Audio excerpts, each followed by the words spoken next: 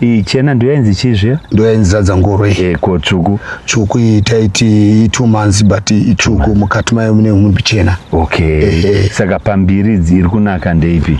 Zvangofanana. Ko vanhu vari kufarira ipi? Ora dzakafanana si pane inomhanyirwa nevanhu. Vanhu vanomhanya kuzadza ngoro vachiteera kuchena kwayo. Asi vanoziva mbambaira. Vanodedza kuti chena inodarikwa hayo zvishoma netsvuku iyi. Pakunaka. Asi chinongo iyi kana yasvika inoita upfu. Asi vazhinji havagone kuidya because inoda vane huro wakati korei. Manje ndo yandoda inoita upfu kainini. Inoda chokumwira chiri ichokwadi. Nichingoro hangu tii yangu yakachena nemukaka kuti mbuu. Asi kana pasina usadya kumbambaira sei inogara pauro. Ichokwadi. Dzakaureva nembambaira. Akaura inotouraya mbambaira. Ichokwadi. Saka pakuchera kwatiri kuita iri kutipa gora katinake ndeipi?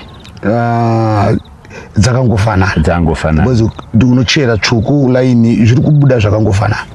Asi kune dzimwe dziri kuzoti kurei. Pasize ndo parasiyana. Pasize apa tsvuku iyi kuti yakasvika pane ivhu rakaregedzera iri kuzokurisa. But dzinokurisa vanhu adzitengeseki. Vanoda dziri medium. Ndaona aka imbambaira here. Iyi yaive iri mbambaira. But zvakaitika yakasvika yakaita flow yokuti yanga yaakufamba iri straight pasi.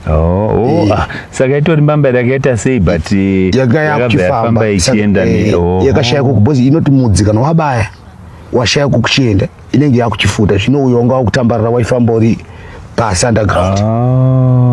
Unoza kuti yanga ine shungu kuti yanga iri mbambaira. Si mbambaira sure. Itori mbambaira. Mbambaira. Mbambaira. Ndio jiga. Okay.